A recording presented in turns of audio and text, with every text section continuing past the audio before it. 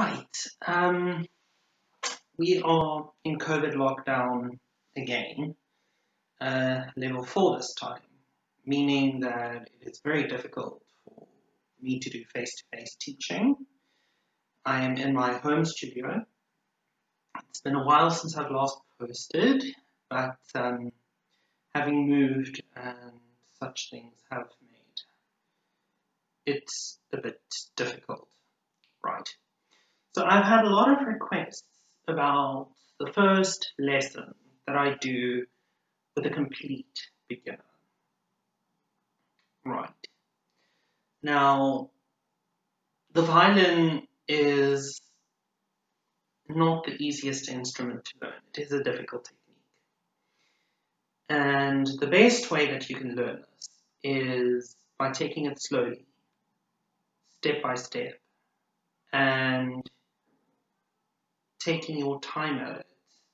It doesn't matter how fast or how slow you're progressing. You don't need to measure up to anyone.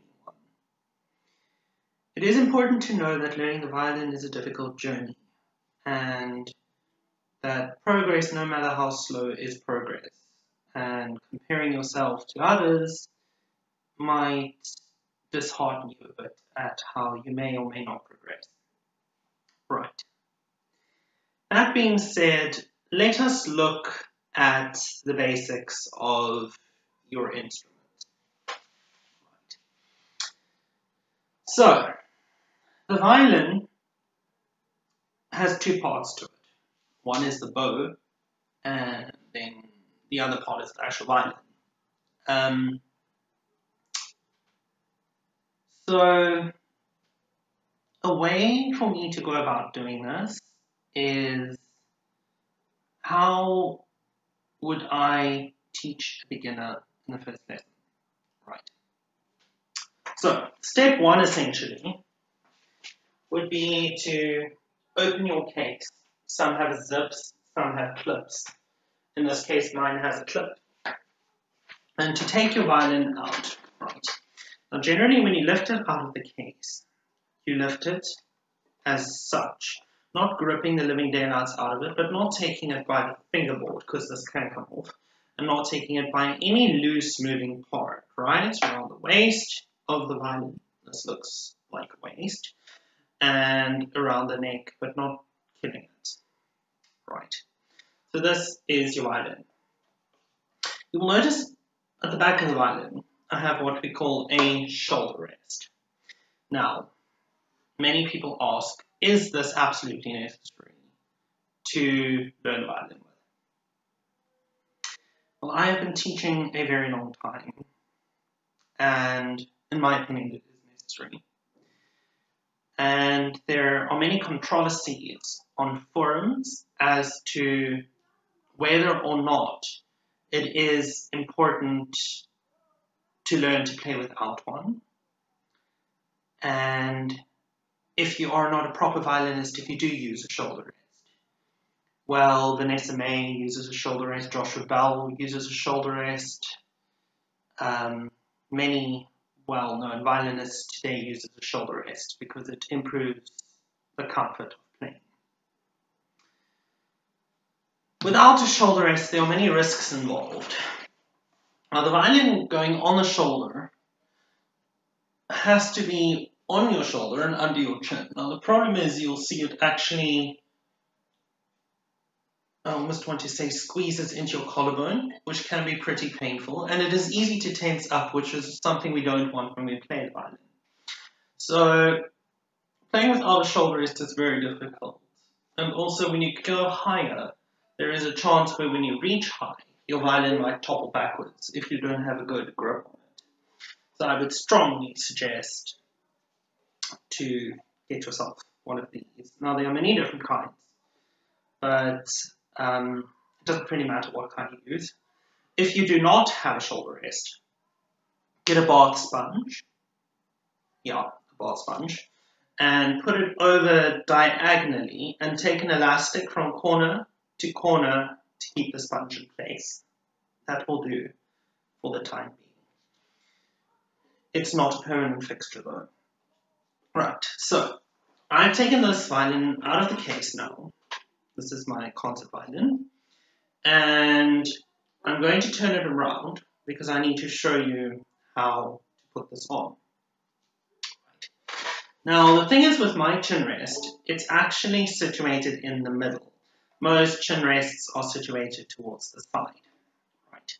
So the side where you will put your chin is where you will find the round bit going. Yes?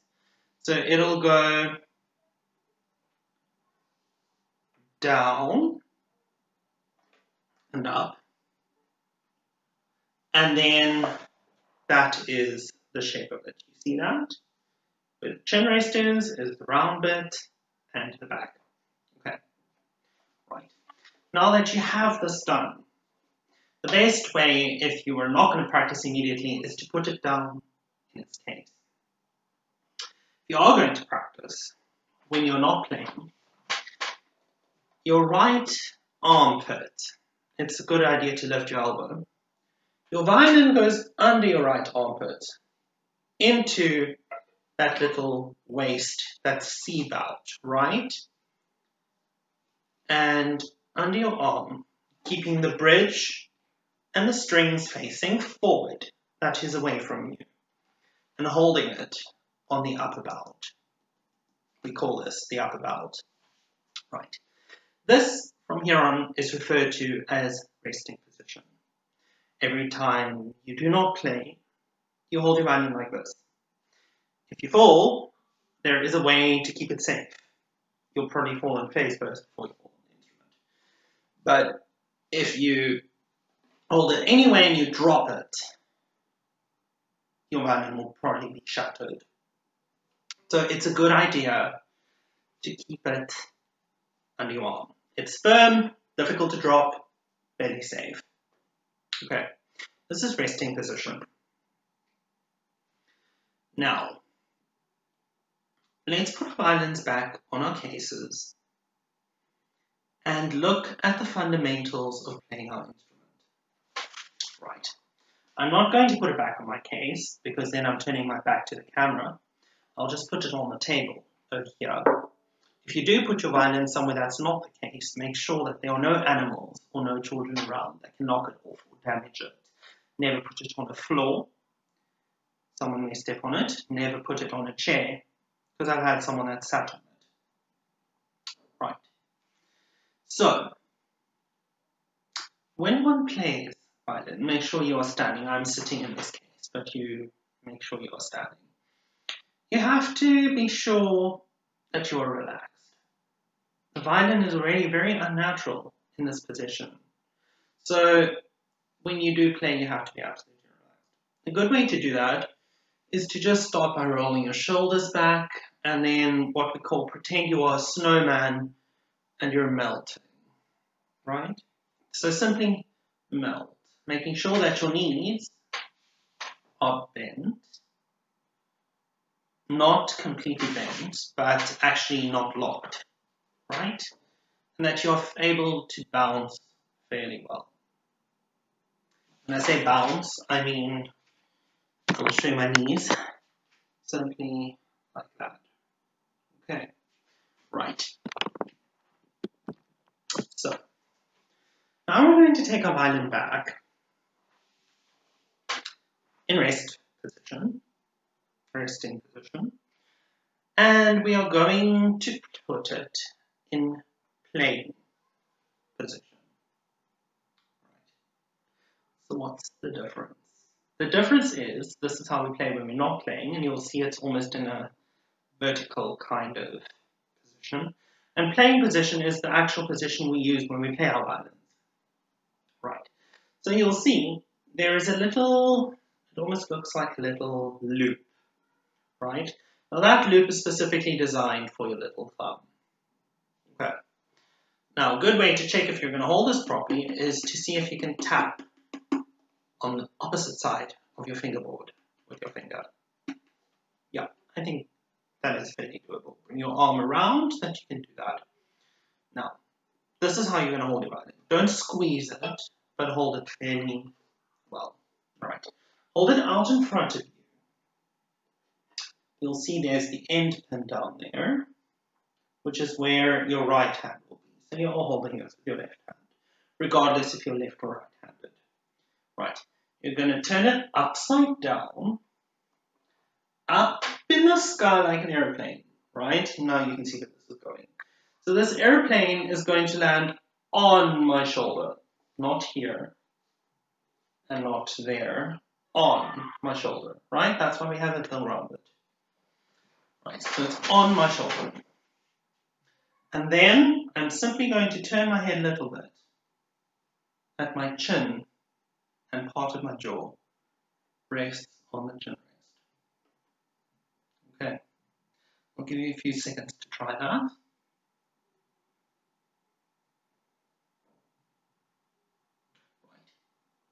Right. Okay. It should be well balanced between your shoulder and your chin to that extent that you can easily let it go. I do suggest when you let it go, you practice doing this over a bed or a couch or somewhere soft in case your violin does drop. So, a way to revise what we've just done: rest position, out in front of you, right hand on the end pin, upside down, up in the sky, on your shoulder. Turn your head slightly, chin and jaw and chin rest, and away you go, look among no hands. Okay, this is the playing position. This is how we are going to play the violin in future. You should be able to let go of it at any time with your hands. Right. It is very important now to know the names of your strings.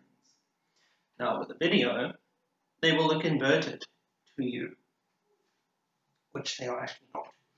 But the thickest string we call the G string for goat, right? The second string we call the D string for donkey. The third string, the A for apple. And the fourth string is the E string for elephant, the thin string, yes? So essentially when you read music, you might see Roman numerals 1, 2, 3, 4. Now this is the problem. The thinnest string, or E string, is actually string 1. A is string 2, D is string 3, and G is string 4. Right? Exactly the opposite of what I just told you. That's just a handy tip to remember. Not so much important now.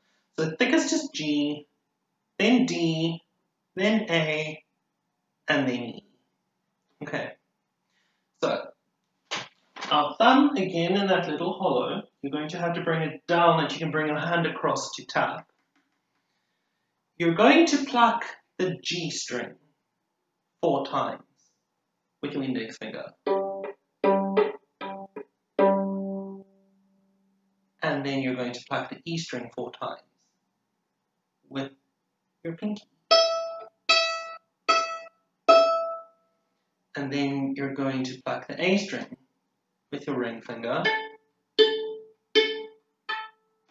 And you're going to pluck the D string with your middle finger. Okay. Right. So that is the basics. It is very important as you play to say the note names of the strings aloud. D, D, that's G, by the way. G, A, D, E, and then A, G, D, E. My violin is a bit out of tune. Apologies. Right. So mix them up. Make your own rhythms.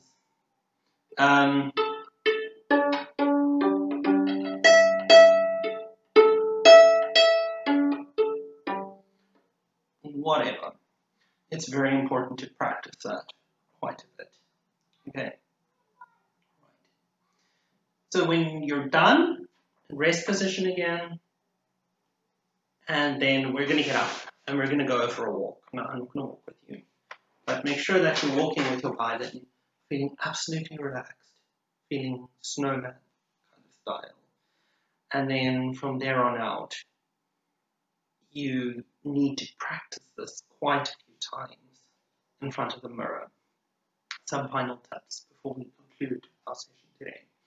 It is very important that when you put the violin in resting position, my apologies, this is resting position, in playing position, that your violin scroll, that's this fancy little turning part of here, does not point towards the floor. If it does, adjust your shoulder rest. It's important not to have it too high either. It needs to be parallel to the ground. Yes? Okay. Make sure that your thumb and your hand is absolutely relaxed when you play. And swap your fingers around, making sure you know the name of each string. Right. Making sure that when you are done, you take your shoulder rest off. Put it wherever there is space in the case, and you put your violin back. Make sure you wipe anything on here off. Now you'll note we didn't do the bow today. Practice this in steps first. We'll get to the bow. If there's any dust on your violin, give it a wipe anytime before you put it back in its case. Make sure if it's Velcro in your case, that you strap it down pretty solidly. Right, that's all for today.